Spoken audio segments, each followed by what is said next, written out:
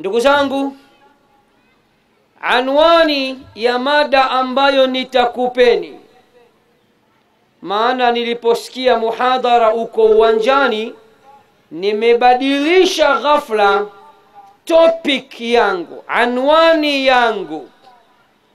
Allah ameniletea ilham na ikanijia kichwa cha habari kisemacho huququn nusiyat, haki mbalimbali zilizosahaulika. Naam, ndani ya mkoa wa Mara, ikiwa ni muhadhara wetu wa kwanza ndani ya wilaya ya Musoma, tutaishi na anwani isemayo haki mbalimbali zilizosahaulika. Ndugu zangu Waislamu na hata wasiokuwa Waislamu, nataka leo nikwambieni jinsi gani Uislamu ulivyokuwa ni dini ya manabii na mitume. Jinsi gani Uislamu ulivyokuwa ni dini ya kimataifa. Jinsi gani Uislamu ulivyokuwa ni dini iliyo sahihi. Jinsi gani Uislamu ulivyokuwa ndio dini pekee, chaguo la Allah subhanahu wa ta'ala. Jinsi gani Uislamu ulivyokuwa dini ya haki. Katika sura ya 3 Al-Imran, Allah subhanahu wa ta'ala anasema, inna ad-dina 'inda Allahi al-Islam, hakika dini ya ukweli kabisa mbele ya Allah ni dini ya Uislamu. Hata ukisoma vitabu mbalimbali vya kale vya Allah, utaona manabii mbalimbali namna walivyokuwa wakiswali kama Waislamu tunavyosali. Leo nataka nikwambie ya kuwa uzuri wa Uislamu. Leo nataka nikufahamishe umuhimu wa Uislamu. Leo nataka nikwambie Uislamu ndio dini pekee ambayo haikuacha hata kitu kimoja. Katika suratu Al-An'am Allah anasema, ma farratna fil kitabi min shay, na wala hatukuacha kitu hata kidogo ndani ya Qur'ani tukufu. Qur'ani ni jibu sahihi. Qur'ani ni majibu yaliyokamilika. Qur'ani haikuacha kitu. Uislamu haukuacha kitu. Nini maana ya Uislamu? Alislamu huwa alistislam lillah. Uislamu ni kujisalimisha kwa Allah.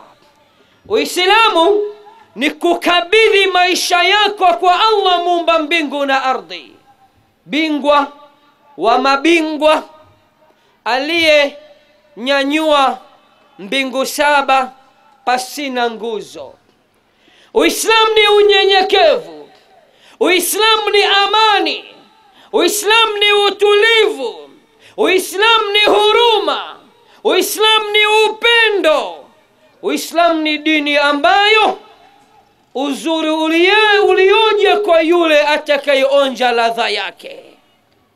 Ndugu zangu, pamoja na Uislamu kuwa ni jambo pana sana, Uislamu pamoja na kuwa ni mfumo kamili wa maisha, anaitaka maisha bora aingie katika Uislamu. Ya ayyuhalladhina amanu udkhulu fi silmi kaffa, enyi mlioamini ingieni katika Uislamu jumla jumla. Uislamu imetuelekeza sisi Waislamu kuzichunga haki hizi zifuatazo. haki zilizosahaulika.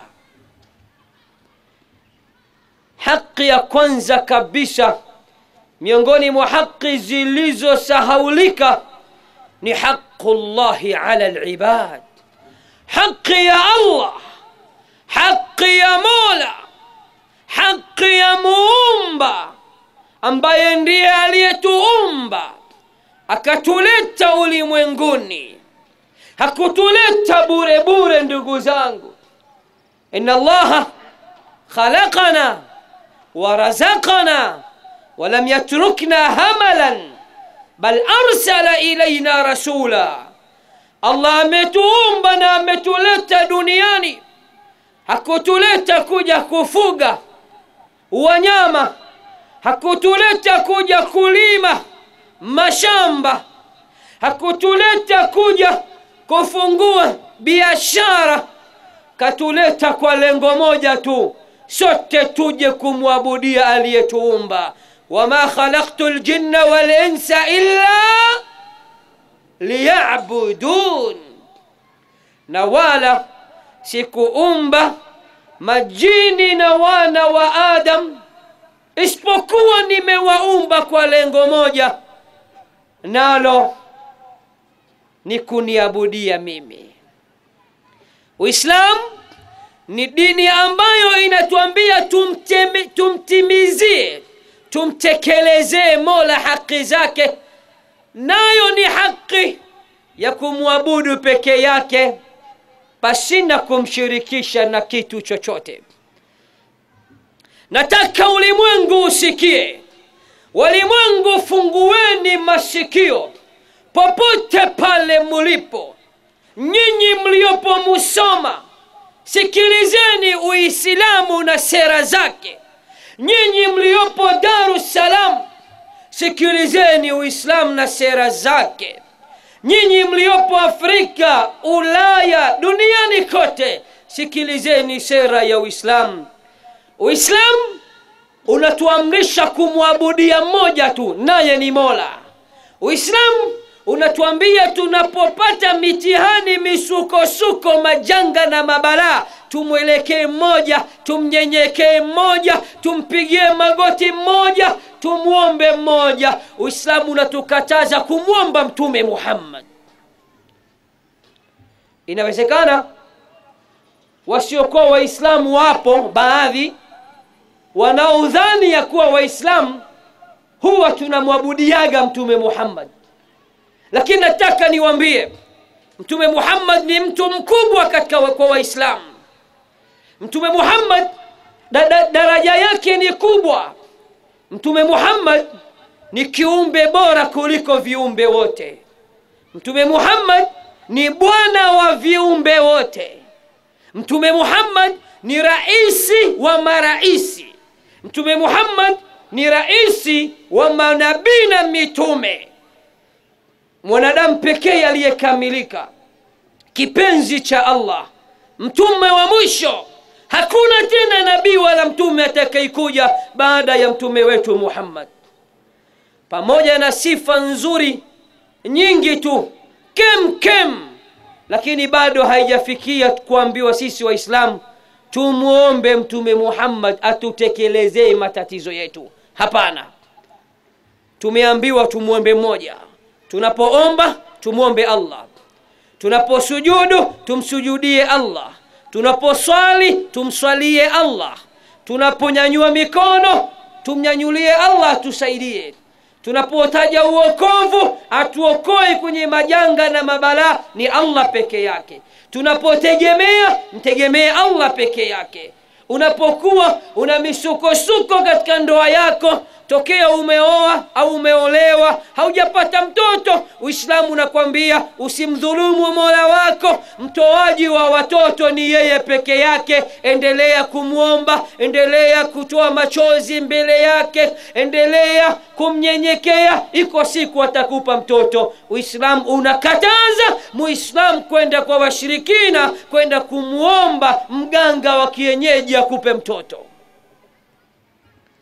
Kwa hivyo haki ya kwanza ambayo imesahaulika au pengine imepuuzwa na baadhi ya Waislamu ni haqqullahi ala alibad, haki za Allah juu ya waja wake.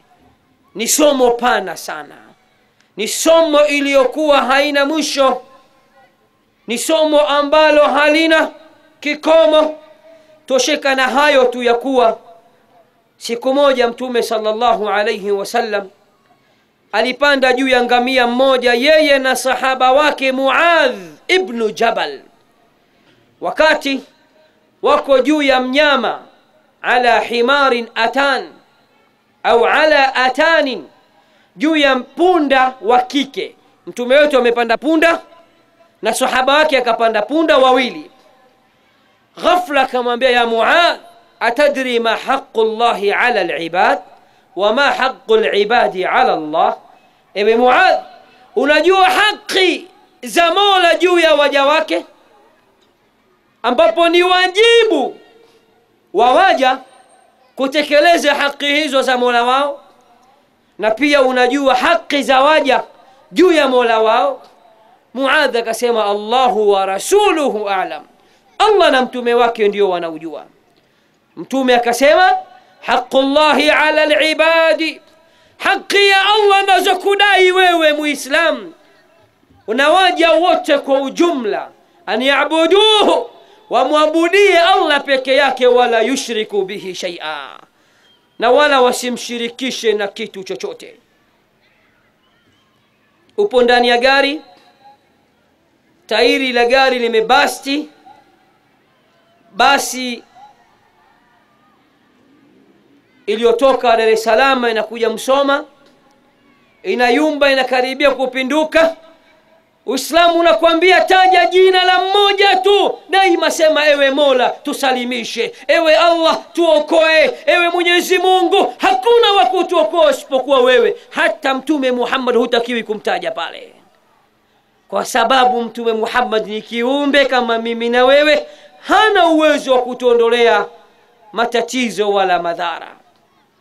Soma suratul Jinni aya za mwisho, Allah anaeleza kwa kinywa cha Mtume Muhammad pale aliposema, qul inni la amliku lakum darran wala rashada, waambie mimi Muhammad similiki madhara kwenu wala sina uwezo wa kuwanufaisha. Ndugu zangu, haki anazokudai Mola wako daima uzijue, na iko siku utaondoka duniani, iko siku utafariki. Kumbuka ya kuwa kifo hakina taarifa. Atafariki mtoto, atafariki kijana, atafariki mzee, atafariki kiongozi, atafariki muongozwa, watafariki watu wote. Hakuna atakayebaki katika dunia hii, sote tutakwenda kwa Mola, na huko kuna mahakama kuu iliyopo mbingu ya 7. Kila mmoja wetu atasimamishwa, ataambiwa, nimekupeleka duniani, kwa nini hukuniabudia mimi? Kwa haraka haraka kijana, mashallah, vijana wa Musoma wengi wamependeza, wamevaa viremba, mashallah, hata Sheikh Kishki leo wamemzidi kwa kupendeza. Ukiulizwa haki za Mungu ni zipi, sema tumwabudie peke yake pasina kumshirikisha na kitu chochote. Lakini pia sisi tuna haki ambazo tunazomdai Mola. Hatumdai kama deni, lakini yeye ametuahidi atatutekelezea. Ni zipi? Anasema Allah, ninaahidi yoyote atakayeniabudu mimi hakunishirikisha, huyo ninamwahidi kumwepusha na moto wa Jahannam. Kwa hiyo Allah, haki ambayo utamdai akuepushe na moto siku ya Kiyama na kupeleke peponi, kwa sharti ikiwa ulimwabudia peke yake basi na kumshirikisha na kitu chochote. Kwa hii ni haki ya kwanza katika haki ambazo zimesahaulika, haki za Mola. Ama haki za pili, ndugu zangu, zilizosahaulika, haqu au huququ Rasulillahi Muhammad. Waislamu wa Musoma, hebu msalieni Mtume Muhammad.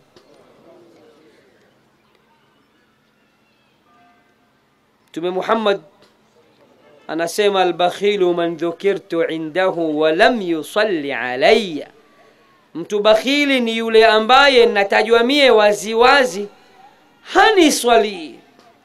Sasa nataka nikupe kiufupi tu haki za mtume wako Muhammad juu yako. Kwanza kabisa upokee mafundisho yake, wama atakumur rasulu fakhudhuhu, na yale ambayo amekuleteni mtume Muhammad yapokeeni kwa mikono miwili na miguu miwili. Wama nahakum anhu fantahu, na yale aliyokukatazeni mtume Muhammad muyaache papo kwa papo. Msithubutu kufanya mambo ambayo mtume wenu Muhammad amekukatazeni. Haki za mtume Muhammad aheshimiwe, atukuzwe. Haki za mtume Muhammad apendwe.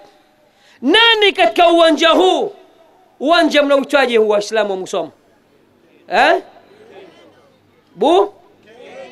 Mgendo. Mkendo. Nyinyi Waislamu mliopo katika viwanja hivi vya Mkendo katika wilaya hii ya Musoma, nani anampenda mtume Muhammad kuliko nafsi yake, kuliko mzazi wake, kuliko mtoto wake, kuliko mke wake? Tuambiane ukweli, tusidanganyane. Mungu anajua yaliyomo katika nafsi zetu. Maana siku moja alisema la yu'minu ahadukum hatta akuna ahabba ilayhi min walidihi wa waladihi wan nasi ajma'in. Hamtoamini mmoja wenu, hamtokuwa Waislam kamili mpaka mimi mtume Muhammad ifikie sehemu mnanipenda mno kuliko nafsi zenu, kuliko wazazi wenu, kuliko watoto wenu. Akasimama Saidina Umar akasema, ya Rasulullah, mimi ninakupenda kuliko baba yangu, kuliko mama yangu, kuliko mke wangu, kuliko watoto wangu, kuliko mashamba yangu, kuliko wanyama wangu, kuliko kila kitu changu, isipokuwa nafsi yangu kwanza, we nambari 2. Mtume akamwambia, ba'du ya Umaru, bado ewe Umar, imani yako haijakuwa kamili mpaka unipende mie kuliko nafsi yako, ndipo utakapokuwa Muislam kamili. Baada ya muda Umar asema, ya Rasulullah, ewe mtume wa Allah, wallahi hivi sasa nahisi ninakupenda kuliko hata nafsi yangu. Mtume akatabasamu akasema, al'ana ya Umaru, al'ana ya Umaru, hivi sasa hasa ewe Umar, hivi sasa hasa ewe Umar umekuwa muumini 100%. Miongoni mwa haki za mtume wetu Muhammad umpende. Ndugu yangu, mtu unayompenda utamsikiliza au hutomsikiliza? Hivi leo nitoe mfano. Msoma hapa vijana wetu ambao baadhi yao sio Msoma tu, mpaka Dar es Salaam, kila pahala kuna vijana ambao Mwenyezi Mungu awaongoze, vijana wa Kiislamu wote awarudishe katika mstari ulionyooka, wawe Waislamu, wawe wapenda kheri, wawe wapenda dini, wawe wapenda amani, wawe wacha Mungu, tuseme amin. Leo wenyewe wanasemaga girlfriend. Kijana weye ambaye una girlfriend, yani bibi yako, msichana, rafiki yako wa kike, kwa lugha nyingine wanasema mpenzi. Chochote anachodai mpenzi anatekelezewa, tekelezewi? Akibipu tu anapigiwa. Uongo kweli? Mama yako mzazi anaweza akakubipu mara 50. Mama naye bwana anataka kumtuma shamba sasa hivi. Mama nitampigia baadaye bwana. Lakini akupigia huyo unayemjua wewe, akibipu tu roho inalipuka. Unapiga, nirushie 2000 Tigo pesa. Hapo unarusha, unakopa Tigo, unamkopea mwanamke. Mama aliyekuzaa, aliyekuweka tumboni miezi 9 akikudai 10,000, mwaka unaweza kupita. Kwa nini mnajua? Wewe umekufa kwa yule, umeoza, si ndio bwana? na ndio maana hupindui, si ndio bana? Na tunatakiwa sie kwa Mtume Muhammad tusipindue. Ukisikia Mtume kakataza hili, shika break, acha. Ndiko kumpenda. Mtume kaamrisha hili, unatakiwa pale pale stop. Mtume Muhammad, mtume wa mwisho, raisi wa mitume na manabii, amekataza hili, basi naacha kuanzia leo. Ikifikia hatua hiyo, Waislamu tutakuwa waumini wa kweli na tunampenda kweli Mtume Muhammad. Miongoni mwa haki za Mtume Muhammad kuenzi na kufufua na kuhuisha na kuendeleza mafundisho, mienendo na sunna zake. Leo sunna za Mtume Muhammad kwa Waislamu wenyewe kwa wenyewe imekuwa kituko. Leo Muislamu akiamua kujipamba na sunna za mtume wake Muhammad anaonekana kioja. Leo kijana msoma akinyoa unyoaji wa kiduku, anapiga panki huku na huku, katikati anaacha kibwenzi hivi kama jogoo anataka kuwika hivi. Watu wanamuona, huyu wana msera, huyu msera kapendeza, sharobaro, anaonekana kapendeza, japo kanyoa unyoaji wakiwa ndazimu. Vaa we kiremba, tembea mtaani, shika tasbihi, tembea mtaani, unaonekana kioja. Kwa nini?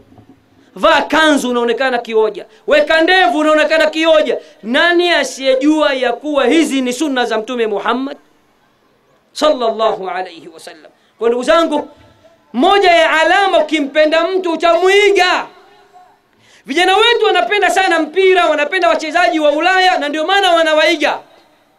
Anavaa jezi nyuma imeandikwa Figo, mwingine anavaa jezi imeandikwa Maini, mwingine anavaa jezi imeandikwa Mapua, mwingine Ronaldinho, mwingine Messi. Na mtu anaitwa mtaani Messi. Bwana Messi vipi? Bwana ndio jina uliopewa na babako na mamako. Messi anakujua? Hana hata habari kama kuna mtu hata fulani huko anajigambia kwamba yeye kwa jina lake, hajui. Mapenzi yanafikia sehemu mpaka unampenda mtu mpaka unaiga vitendo vyake. Sawa si sawa? Nasi kifika sehemu tunaiga sunna na vitendo na matendo ya mtume wetu Muhammad sallallahu alayhi wasallam, hapo tutakuwa kweli tunampenda Mtume Muhammad. Ndugu zangu, haki za pili zilizosahaulika ni haki za mtume wetu Muhammad, kiasi ambacho leo Waislamu hata kumswalia Mtume sallallahu alayhi wasallam ipasavyo ni ngumu. Kumswalia Mtume Muhammad ni lazima.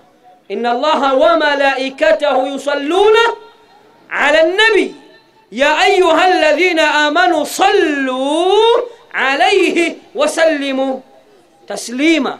Allah mwenyewe amejianza, anasema hakika ya Allah na malaika wake wanamswalia Mtume Muhammad. Leo hata Ijumaa, siku ambayo Mtume anasema niswalieni kwa wingi, mwenye kuniswalia mara 10 Allah atamswalia mara 100, mwenye kuniswalia mara 1 Allah atamswalia mara 10. Na siku ya Ijumaa salamu zenu, sala zenu ninafikishiwa live, na naambiwa leo amekuswalia Ijumaa ya leo muumini wako mmoja anayekupenda, mfasi wako kakuswalia katika swala ya Ijumaa mara 10, mara 100, mara 1000. Mtume anafarajika, anakutambua kabla haja kuona kwamba fulani kumbe unampenda na unamswalia. Kwa hizi ni haki chache miongoni mwa haki za Mtume Muhammad sallallahu alayhi wasallam zilizosahaulika. Miongoni mwa haki zilizosahaulika ndugu zangu, huququl Islam, haki za Uislamu. Uislamu kama nilivyotangulia kukwambieni ndio dini ya haki. Allah anasema hakika dini ya haki mbele ya Allah ni Uislamu. ومن يبتغي غير الإسلام دينا فلن يقبل منه وهو في الآخرة من الخاسرين. Natakayejifanyia dini isiyokuwa ya Kiislamu, huyo hatokubaliwa na akhera atakuwa miongoni mwa wale waliopata hasara. Lakini leo Waislamu wenyewe ndio tunauchafua Uislamu wetu. Uongo kweli? Ikiwa tunauchafua Uislamu wetu, tunautendea haki au tunaudhulumu? Semeni. Tunaudhulumu Uislamu wetu. Leo tuna uwezo wa kujipamba na tabia za Kiislamu, ukawa mkarimu, ukawa mkweli, maisha yako hausemi uongo, ukawa muaminifu, hautapeli, hauibi, hauchakachui, ukawa unakwenda sambamba na ahadi, ukawa unasaidia watu. Mlemavu wa macho anapita barabarani, ukamshika mkono ukamvusha sigongwe na gari. Usiku wa manane watu wamevunja chupa zao za pombe, ukaamua kuzikusanya ukazitupa mbali. Watapita wazee, wajane, watoto wasioona, wanaweza kujikata na hizi chupa, ukaamua kuzitupa. Sisi ndio wa kuupandisha Uislamu na sisi ndio wa kuangusha Uislamu. Dini yetu haikuacha kitu. Inatutaka tuwe wacha Mungu, inatutaka tuwe wema, inatutaka tuwe watulivu, inatutaka tuwe wapenda amani na wenye kuomba amani. Inatutaka kuishi na watu wote kwa uwema pasina kuwabagua. Maana mtume wetu alikuwa kuliani anaishi na Myahudi, kushotoni sijui anaishi na nani, na ameishi nao kwa uwema. Na walikuwa wanamsumbua kweli kweli. Myahudi kila siku anachukua takataka za nyumba yake anamwekea mlangoni mtume wetu Muhammad. Anachanganya na sindano, anachanganya na miba, anachanganya na chupa zilizovunjika, ili sala ya alfajiri akienda msikitini, kwa kuwa ni giza, kipindi chao hakuna umeme, ili aweze kujikata apoteze maisha yake. Lakini mtume akiyagundua, anasafisha, anachukua ule uchafu, anautupa katika pipa ya takataka. Mpaka ikafika sehemu siku moja, maana mtume imekuwa ni kibarua kwake, kabla swala ya alfajiri anajua na mzigo wa takataka nyumbani kwake amewekewa. Siku hiyo anaamka anakuta kusafi. Akasema, Myahudi kweli kaacha uadui? Au kafa usiku wa jana? Au kasafiri? Inawezekana kaacha, hata siamini. Anajiuliza mwenyewe moyoni. Kaenda kuswali sala ya alfajiri. Aliporudi akaenda nyumbani kumtazama. Anamuuliza mlinzi, mzee yuko wapi? Anamwambia mgonjwa leo. Akasema, ndio maana sijaona kibarua kile alichonipa. Lakini ningekuwa mimi nawe ningesema afadhali, alhamdulillah rabbil alamin, dua yangu imekubaliwa, kufa Mwenyezi Mungu muue huyo. Hakusema, kasema mwambie nataka nije nimpe pole. Unaweza kumpa adui yako pole? Ndio Uislamu. Utake ndio hivyo hivyo, usitake ndio hivyo hivyo. Kaenda kampa pole jamaa, katoa macho kama ndimu. Umejuaje kama mimi naumwa? Kama si mchawi wewe? Akamwambia mambo mengine haina haja kuumiza kichwa. Hata mtoto wa nursery school anajua. Mimi hakuna haja kufanya uchawi wala kupiga ramli. Mimi si mpiga ramli. Uchawi ni haramu katika dini yangu. Kupiga ramli haiswi katika dini yangu. Wewe umenipa kibarua kifurushi cha uchafu unaniwekea nyumbani kila siku. Sijakiona asubuhi ya leo nikajua si bure. Wewe unaumwa tu. Sio ndio maana unaumwa? Akamwambia namuomba Mwenyezi Mungu akupe afya njema. Akaondoka. Hakufika mlangoni yule Myahudi mgonjwa, anamwambia mlinzi, hebu mwambie arudi. Mtume anaambiwa rudi, naitwa na mzee. Mgonjwa yupo kitandani. Aliporudi machozi akamtoka, akasema ashhadu an la ilaha illa Allah wa ashhadu anna Muhammadan Rasulullah. Amesilimu na amekubali kuwa Muislamu. Kitu gani kilichomvutia ndugu zangu Waislamu? Waislamu wa Mwanza nataka mchagamke. Waislamu wa Msoma nataka mchagamke. Unajua nimetokea Mwanza ndio maana nikasema Waislamu wa Mwanza. Waislamu wa Msoma nataka mchagamke. Kitu gani kilichombadilisha yule Myahudi na kusilimu? Mtume alikuwa halipizi kisasi. Uongo kweli? Mtume anamfanyia ubaya anamrudishia ubaya, anamrudishia wema, na ndio maana akawa Muislamu. Kwa hivyo sisi Waislamu ndio tunauchafua Uislamu, na sisi ndio tuna uwezo wa kuupandisha Uislamu na kuonekana kwa dini nzuri kwa tabia zetu, kwa mienendo yetu, kwa harakati zetu. Kwa hiyo ndugu zangu, haki zingine zilizosahaulika ni haki za Uislamu. Ama haki ya 4 katika haki ambazo zimesahaulika, huququl walidain, haki ya wazazi wawili. Sikiliza ewe uliozaliwa na wazazi, mimi ninaamini hakuna aliyeota kama ua la uyoga. Sote tumezaliwa na wazazi. Sikiliza ewe unayepuuza wazazi wako. Sikiliza ewe unaodharau wazazi wako.